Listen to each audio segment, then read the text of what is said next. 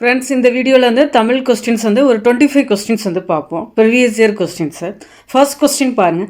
தமிழுக்கு தொண்டு செய்வோன் சாவதில்லை, இது யாருடைய கூற்று அப்படின்னா வந்து பாரதிதாசன் அவர்களுடைய தான். தமிழுக்கு தொண்டு செய்வோன் சாவதில்லை, இது யாருடைய கூற்றுன்னா பாரதிதாசன் அவர்களுடையது. அவங்களோட இயற்பெயர் வந்து சுப்புரத்தினம், அது ரொம்ப முக்கியம். அவர் வந்து குயில் எனும் இதில் வந்து நடத்தியிருப்பாங்க. தமிழுக்கு தொண்டு செய்வோன் சாவதில்லை யாருடைய கூற்று? பாரதிதாசன் அவர்களுடையது. கூடுகட்டி வாழும் பாம்பு எது அப்படின்னா ராஜநாகம் தான். கூடுகட்டி வாழும் பாம்பு ராஜநாகம். மணிமேகலையில் விருச்சக முனிவரால் பசிநோய் சாபம் பெற்றவள் யாருன்னா காயச்சண்டிகை அப்படின்னா. மணிமேகலையில் விருச்சக முனிவரால் பசிநோய் சாபம் பெற்றவள் வந்து காயச்சண்டிகை. தென்னிந்தியாவின் ஏத்தன்ஸ் என்று அழைக்கப்படும் புகழ்மிக்க நகரம் வந்து எதுன்னு வந்து மதுரை அப்படிங்கிறாங்க. தென்னிந்தியாவின் ஏத்தன்ஸ் எனும் புகழ்மிக்க நகரம் வந்துன்னா மதுரை. சதகம் என்பது டேஸ் பாடல்களை கொண்ட நூலை குறிக்கும் அப்படின்னா 100 பாடல்களை கொண்ட நூலை குறிக்கும். சதகம் என்பது 100 பாடல்களை கொண்ட நூலை குறிக்கும். கண்டனன் கற்பிணிக்கினிய கனிய கண்களால் இந்த அடி மூலம் அனுமன் பெற்ற புகழ்பெயர் வந்துன்னா சொல்லின் செல்வன் அப்படிங்கிறாங்க. கண்டனன் கற்புக்கனிய கண்களால் அப்படிங்கிறாங்க. இந்த அடி மூலம் அனுமன் பெற்ற புகழ்பெயர் வந்து என்ன? சொல்லின் செல்வர் அப்படிங்கிறாங்க. இது வந்து என்னென்னா ராமாயணத்தில் வந்து என்ன அனுமன் வந்து சொல்கிற வாசகம் தான் இது. அதனால தான் இதை வந்து சொல்லின் செல்வன் அப்படின்னு வந்து அனுமனை வந்து சொல்கிறாங்க.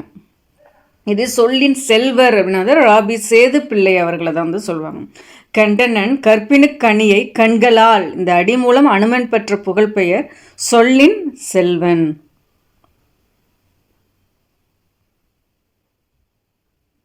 சிங்கங்களே எழுந்து வாருங்கள், நீங்கள் செம்மறி ஆடுகள் என்ற மயக்கத்தை உதறி தள்ளுங்கள் என கூறியவர் யாருன்னா விவேகானந்தர் அப்படின்னாங்க. சிங்கங்களே எழுந்து வாருங்கள், நீங்கள் செம்மறி ஆடுகள் என்ற மயக்கத்தை உதறி தள்ளுங்கள் என கூறியவர் வந்து விவேகானந்தர். சொல்லாதன இல்லை பொதுமறையான திருக்குறளில் இந்த அடியை பாடியவர் யாருன்னா பாரதிதாசன் அப்படின்னாங்க. சொல்லாதன இல்லை பொதுமறையான திருக்குறளில் இந்த அடியை பாடியவர் வந்து பாரதிதாசன். பொருத்தமான விடையை எழுதுக அப்படிங்க. துன்பத்தையும் நகைச்சுவையோடு சொல்வதில் வல்லவர் யாருன்னா ராமச்சந்திர கவிராயர் அப்படின்னாங்க. பொருத்தமான விடையை எழுதுக. துன்பத்தையும் நகைச்சுவையோடு சொல்வதில் வல்லவர் யாருன்னா ராமச்சந்திர கவிராயர். களிறு எரிந்து பெயர்தல் காளைக்கு கடனே அப்படின்னா இதன் ஆசிரியர் கூறியவர் யாருன்னா பொன்முடியார் அப்படின்னாங்க. களிறு எரிந்து பெயர்தல் காளைக்கு கடனே, இதை கூறியவர் யாருன்னா பொன்முடியார். இது வந்து ஒரு புறநானூற்று வரி. இதன் ஆசிரியர் யார் அப்படிங்கிறத கேள்வி. பொன்முடியார். களிறு எரிந்து பெயர்தல் காளைக்கு கடனே என்று கூறியவர் பொன்முடியார். அழுது அடியடைந்த அன்பர் யார்னா மாணிக்க வாசகர். அழுது அடியடைந்த அன்பர் வந்து மாணிக்க வாசகர் அப்படிம்பாங்க. 12 திருமுறையில் வந்து மாணிக்க வாசகர் அவருடைய திருவாசகம் வந்து 8ஆம் திருமுறையாக வந்து இடம்பெற்றிருக்கும். ரொம்ப முக்கியம்.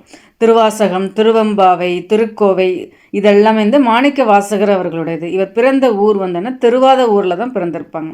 அழுது அடியடைந்த அன்பர் யார் அப்படின்னா வந்து மாணிக்க வாசகர்.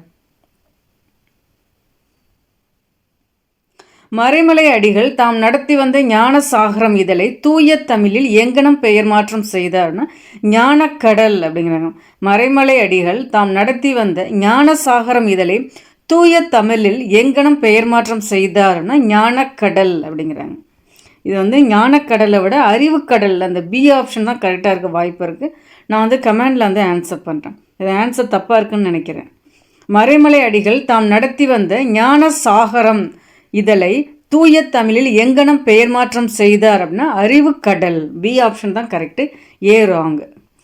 ஜல்லிக்கட்டு எனும் எருதாட்டத்தை வைத்து வாடிவாசல் எனும் நாவலை எழுதிய வந்து சீசு செல்லப்பா அப்படின்னா. எழுத்து எனும் இதழை தொடங்கியவர் யார் அப்படின்னா சீசு செல்லப்பா தான். இவர் தான் வந்து ஜல்லிக்கட்டு எனும் எருதாட்டத்தை வைத்து வாடிவாசல் என்னும் நாவலை வந்து எழுதியவர். நமக்கு ஆன்சர் வந்து வாடிவாசல் நாவலை எழுதியவர் யார் அப்படின்னா சீசு செல்லப்பா. திருமணம் செல்வகேசவராய முதலியார் தமிழின் எந்த பிரிவுக்கு மிகவும் தொண்டு செய்தார் அப்படின்னா வந்து உரைநடை நூலுக்கு அப்படிங்கிறாங்க. உரைநடைக்கு தான் ரொம்ப தொண்டு செய்தார். திருமணம் செல்வகேசவராய முதலியார் தமிழின் எப்பிரிவுக்கு மிகவும் தொண்டு செய்தார்னா உரைநடைக்கு. தமிழ் உரைநடையின் தந்தை என மெச்ச தகுந்தவர் யாருன்னா யாழ்ப்பாணத்து ஆறுமுக நாவலர் அப்படிங்க. தமிழ் உரைநடையின் தந்தை என மெச்ச தகுந்தவர் யாழ்ப்பாணத்து ஆறுமுக நாவலர். முத்தொள்ளாயிரம் இவர்களை பற்றிய புகழ் பாடல்கள் வந்து சேர சோழ பாண்டியர். அவங்க சேர சோழ பாண்டியர்களை பற்றின பாடல்கள் தான் முத்தொள்ளாயிர பாடல்கள் அப்படிங்கிறாங்க. அதில் ஒவ்வொருத்தவங்களை பற்றியும் 900 பாடல்கள் தான் முத்தொள்ளாயிரம் அப்படிம்பாங்க. ஸோ முத்தொள்ளாயிரம் இவர்களை பற்றிய புகழ் பாடல்கள் சேர சோழ பாண்டியர்களை பற்றியது. அடுத்து ஒரு பொறுத்துக. சிக்கனம்னா சுரதா, மனித நேயம் அப்படின்னா காடு சிக்கனம் சுரதா, மனிதநேயம் ஆலந்தூர் கோ மோகனரங்கன், காடு வாணிதாசன், வேலைகளல்ல வேள்விகளே கவிஞர் தாராபாரதி அப்படின்னா தாராபாரதியை கூட கவி ஞாயிறு அப்படின்னு குறிப்பிடுவாங்க. சிக்கனம்னா சுரதா, மனிதநேயம் ஆலந்தூர் மோகனரங்கன், காடு வாணிதாசன், வேலைகளல்ல வேள்விகளே கவிஞர் தாராபாரதி. மணிமேகலை வெண்பா இதன் ஆசிரியர் யாருன்னா பாரதிதாசன். இருண்ட வீடு, குடும்ப விளக்கு, பாண்டியன் பரிசு, சேரதாண்டவம், இளைஞர் இலக்கியம், தமிழச்சியின் கத்தி, மணிமேகலையின் வெண்பா இதெல்லாம் ஆசிரியர் பாரதிதாசன் அவர்களுடையது. மணிமேகலையின் வெண்பாவின் ஆசிரியர் யார் அப்படின்னா பாரதிதாசன். இவர் புரட்சி கவி, பாவேந்தர் அப்படின்னு கூட குறிப்பிடுவாங்க. 1942 பர்மாவிலிருந்து புறப்பட்டு இந்தியா சேர்ந்தது வரைக்கும் மிக சிறந்த பயண நூலான பர்மாவளி நடைப்பயணம் நூலின் ஆசிரியரான வே சாமிநாத சர்மா அப்படின்னா நம்ம கேள்வி என்ன, பர்மா வழி நடைப்பயணம் இந்த நூலின் ஆசிரியர் யார் அப்படின்னா வே சாமிநாத சர்மா. ஆனந்த தேன் இந்த நூலின் ஆசிரியரான க சச்சிதானந்தன் அப்படிங்கிறாங்க.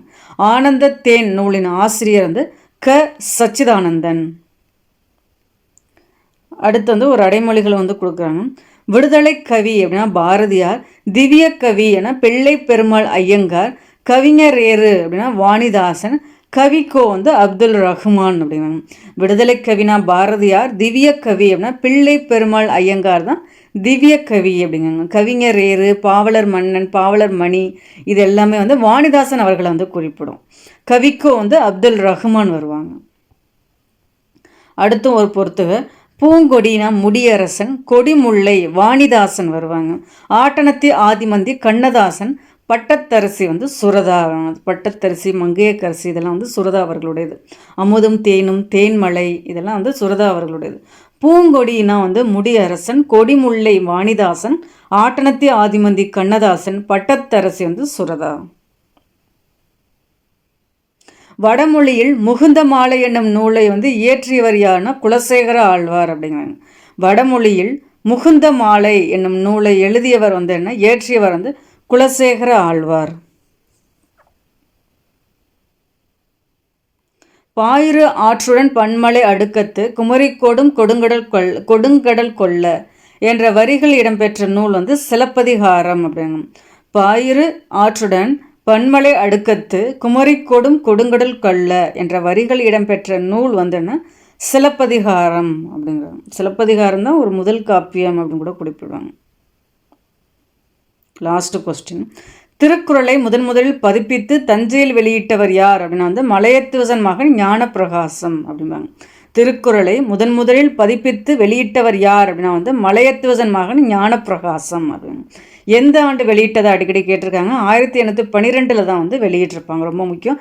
முதல்ல அச்சிட்டு வெளியிட்ட ஆண்டு 1812. அதை அச்சிட்டவர் யாருன்னா ஞானப்பிரகாசம்.